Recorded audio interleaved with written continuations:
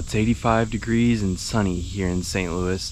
We just had some thunderstorms roll through last night, so it's cooled everything off. I decided to give this trail hike where we might have a chance at seeing some running water, including some waterfalls. Today I'm going to show you how to go outside and hike and enjoy the weather during the dog days of summer when it's brutally hot. I'm going to teach you how to be safe and enjoy your time. My name is Carter and you're watching Outdoor Science.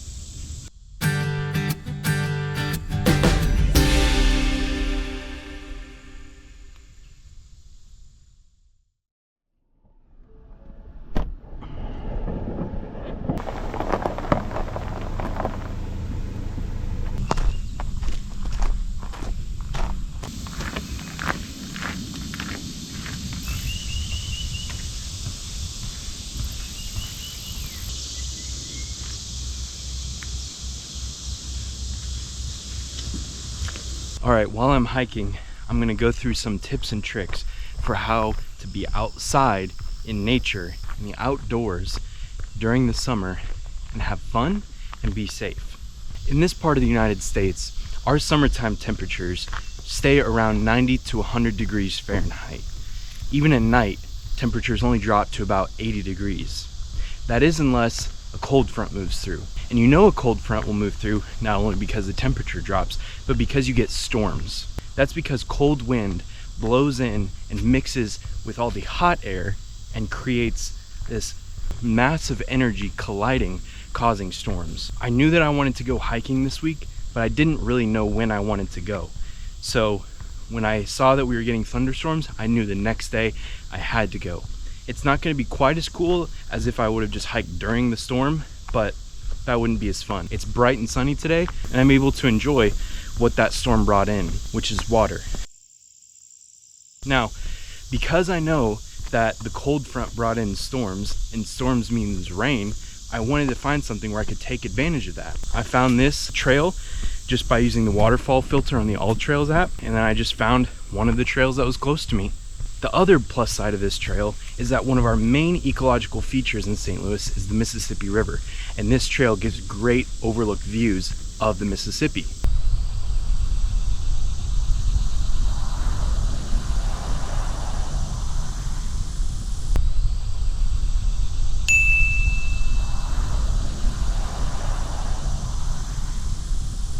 Not to mention that this is just a beautiful nature preserve, which offers its own beauty in its own right.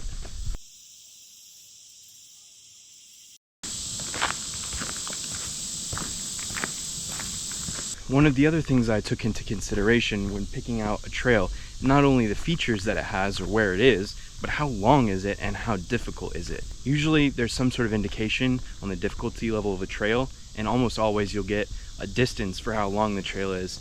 What I'm doing is piecing together a couple trails so I can see what I want to see. Now I know that I can hike about 1 mile in 20 minutes if I go at a medium pace. I might be able to go a little bit faster today just because I'm not wearing any gear. I didn't bring a backpack or anything because I know I'm only hiking about 1.5 miles, 2 miles, and for that all I need is water. Now if I was gonna hike for about 4 miles or more, I would bring a backpack with some gear like extra water bottles, band-aids, some pain relievers, and maybe some light snacks. But for 1 mile to 1.5 miles, and I know my body, I know that all I need right now is some comfortable shoes, some comfortable hiking clothes, and some water. It's extremely important to know your body. I would recommend when the weather is really nice in the spring or fall to go to your local park and walk for about 1 mile or so. See if you can do that. See how you feel. Are you sweaty? Is your heart rate elevated? How do your feet feel? How do your legs feel? This will better inform you for your physical capabilities whenever you want to go on a true hike. Like I said, I've been on a few hikes recently where I know that I can hike about 1 mile, varying elevation, in about 20 minutes. Now I'm also filming and talking, so even though I'm not wearing gear, it might be around 20 minutes or so, maybe less. I'm also walking on a paved surface, poorly paved, but still paved, so it's not that hard. And right now I'm going downhill. There are going to be some uphill portions here in a little bit, and that will slow my pace down as well.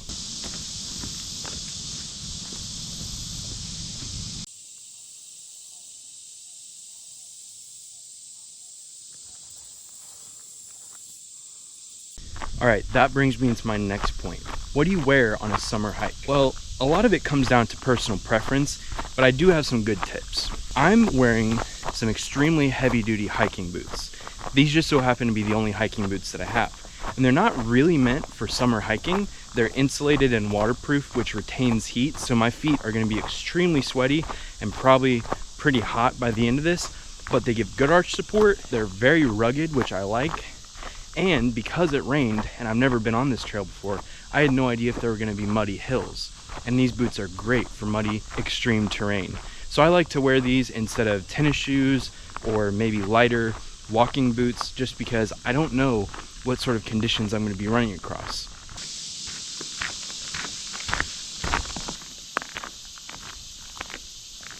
So far for this trail, you could honestly just wear a comfortable pair of tennis shoes that are maybe a little bit more durable than your average tennis shoe, or just something you don't mind getting a little dirty. Which, comfort is the #1 thing. Just wear something comfortable, especially for a hike like this where it's relatively short. That's why I'm wearing full-length pants. I really like these pants. They're extremely comfortable on me. They fit really well, and they're durable. A lot of people will wear shorts when hiking in the summer, but I don't really like that because ticks are crazy where I live, and I really do not like ticks. So I like wearing full-length pants to protect myself from ticks, poison ivy, thorns, anything where it might hurt my legs and make my hike less enjoyable. The particular pants that I'm wearing are actually made for mountain climbing, so they're really durable and they're actually pretty light. I like to wear these while wading, and they dry out relatively quickly. And the shirt that I'm wearing is completely synthetic, moisture wicking. It's kind of made to be a workout shirt, and I just really enjoy it for this hot weather style of hiking. It's light and breathable, yet durable enough that I know if I walk through some bushes, it'll hold up. You want to avoid things that will insulate your body temperature and not wick away moisture, especially in the hot, humid months of July and August. It's extremely important to stay hydrated while hiking or doing anything outside, especially in the summer when you're sweating a lot and you're at risk of overheating. That's why I brought this Nalgene bottle full of cold water. It doesn't have to be cold. I just thought I might as well on the drive over put some ice in there, and I'm going to go ahead and drink some now. I've only been hiking for about a half mile, but I know that I need to replenish some water that I've sweat out.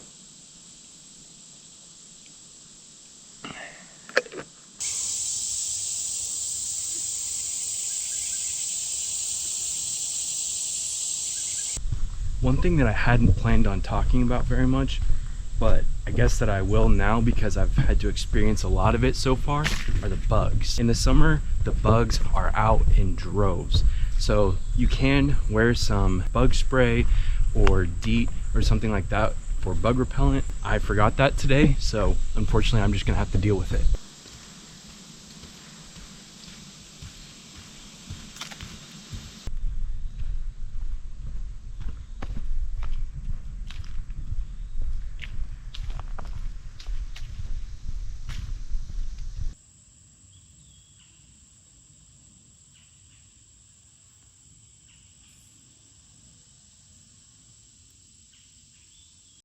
Unfortunately, I'm still unemployed, still looking for a job, but that means I can go outside and do things at times other people normally can't.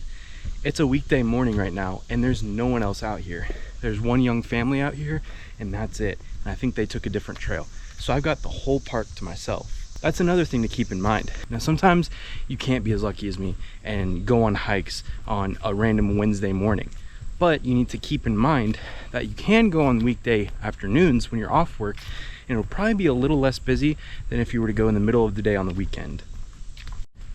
As you can probably tell, I'm starting to get a little out of breath. I haven't gone that far, and I haven't climbed up any steep hills. What's happening is that it's so humid out here, it's actually feeling a little difficult to breathe.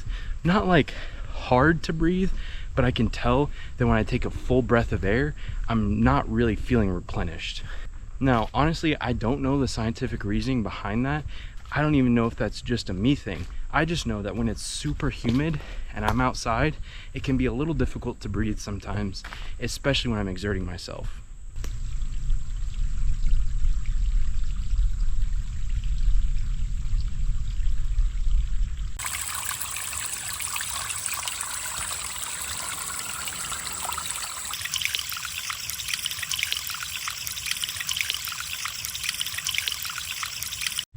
For a second I thought those were the waterfalls for this trail, and I was a little bit disappointed.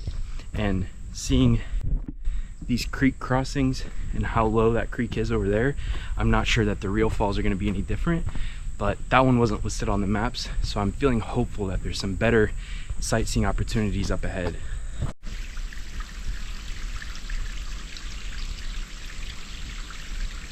It might look refreshing, but do not drink water from a water feature on a trail unless you've gotten explicit instruction from a park ranger that it's safe to drink. Water like that, especially when it's not moving extremely fast, can hold a lot of diseases, a lot of bugs, and a lot of nasty stuff that can get you really sick.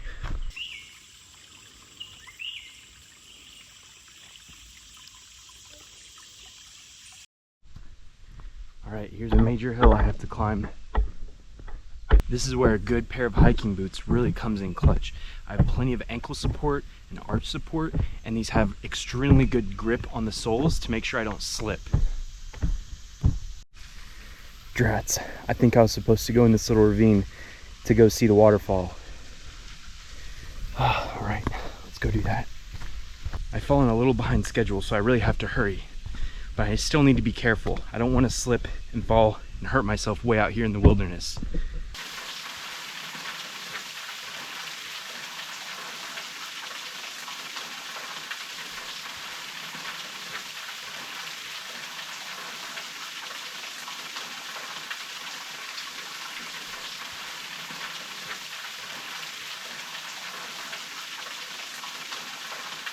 All right, now that I've seen the main attraction, I've got to get going.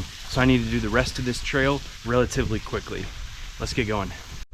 One of the reasons I'm saying I need to hurry is because when I looked at the weather to know that it was going to be a little bit cooler today, not only because there was a storm, but just because the temperature was going to stick around, I know that there's going to be another storm passing through here in just a couple hours, and I don't want to be caught out here in that. I'm not prepared or waterproofed enough to safely hike in the rain.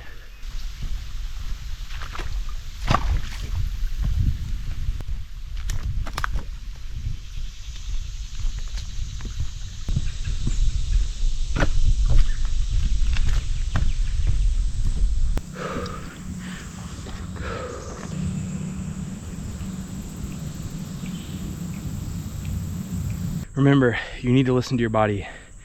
I just went up a couple hundred feet of elevation really quickly, and I feel really tired. I need to stop and take a breather. Even though I want to get done, I need to stop, otherwise I'm at risk of passing out. Always listen to your body and take as many breaks as you need. Well, for all the preaching I've done about listening to your body, I did not practice that piece of advice.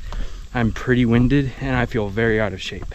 I should have gone on a shorter, more flat hike to gauge how fit I am, because I am way unhealthier than I thought I was. You need to make sure that you are completely physically fit to go on any hike you plan on doing beforehand. Just go to a track or walk on a treadmill and see what you can do before going out, because you don't want to be stuck out in the wilderness and have some sort of medical emergency.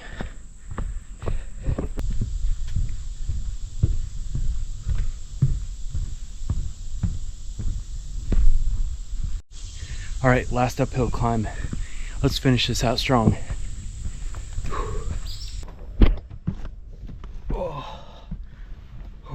Well, hey, if you enjoyed that video, don't forget to hit the like button and share it with someone else who might enjoy it. And don't forget to hit subscribe, because I post a new video every Friday at 7 p.m. Central. Thanks for watching. Oh my gosh.